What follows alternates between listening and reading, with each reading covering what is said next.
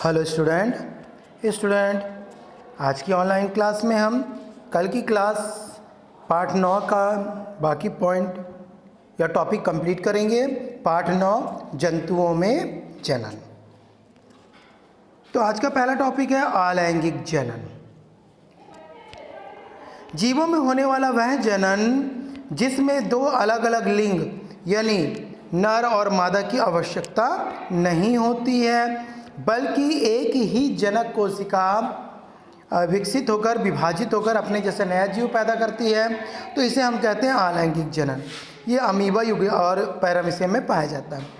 अलैंगिक जनन की निम्न विधियाँ हैं। पहला द्विखंडन, नाम से ही मालूम है बच्चों, ऐसा जनन जिसमें जीव का एक शरीर देखेंगे आप दो भागों में बढ़ जाता है, तो इसको द्विखंडन अलैंगिक जनन कहते हैं।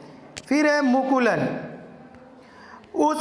इस प्रकार के अलैंगिक जनन में जीव के शरीर में पहले उभार बनता है, देखो चित्र में बन रहा है बच्चों धीरे धीरे उभार। फिर इस उभार को हम मुकुल कहते हैं। यह विकसित होकर मात्र कोशिका से अलग हो जाता है, जैसा कि इस चित्र में आप लोग देख रहे हैं, और एक नया जीव पैदा होता है। तो यह विधि मुकुलन है। फिर बच्चों देखो क्लोन और क्लोनिंग किसे कहते हैं, वेरी इंपॉर्टेंट पॉइंट है। अलैंगिक जनन की क्रिया द्वारा कृत्रिम रूप से किसी जनक की हूबहू दूसरी कॉपी या दूसरा जीव बनाना है की क्रिया को क्लोन कहते हैं। यानी एक जीव की तरह सेम टू सेम दूसरा जीव बना लेना क्लोन या क्लोनिंग कहलाता है।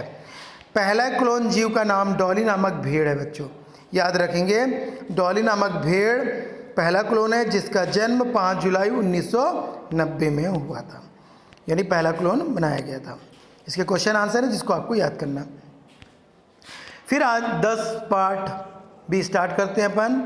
पार्ट 10 किशोर अवस्था की ओर। जो आप लोग की उम्र है बच्चों, इसी अवस्था को किशोर अवस्था कहते हैं। ये किशोर अवस्था 11 साल की आयु से शुरू होती है और 18 साल से के पहले कंप्लीट हो जाती है। तो किसी भी जीव में वृद्धि या परिवर्तन प्राकृतिक प्रक्रम है। जीव काल की वह अवधि जब जीव बाल्य को छोड़कर वृद्धि करता है और जीव के शरीर में जब ज़्यादा से ज़्यादा परिवर्तन या बदलाव आता है, तो इस अवस्था को किशोर अवस्था कहते हैं। ये अवस्था बच्चों 11 वर्ष की आयु से प्रारंभ होती है और 18 वर्ष की आयु तक चलती है। फिर है यौवन अवस्था।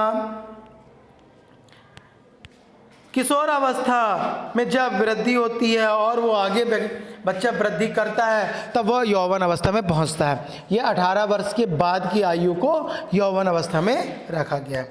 यौवन अवस्था के कारण होने वाले क्या क्या परिवर्तन हैं अपन देखेंगे।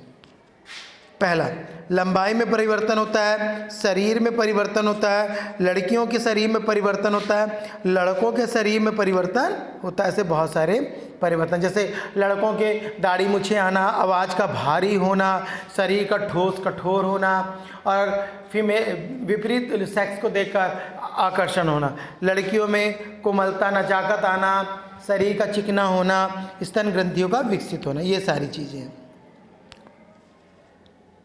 इस तरह से आज की आपकी कंप्लीट क्लास हो गई है बच्चों। 9 पार्ट पूरा हो गया और 10 पार्ट स्टार्ट हो गया। Okay bye.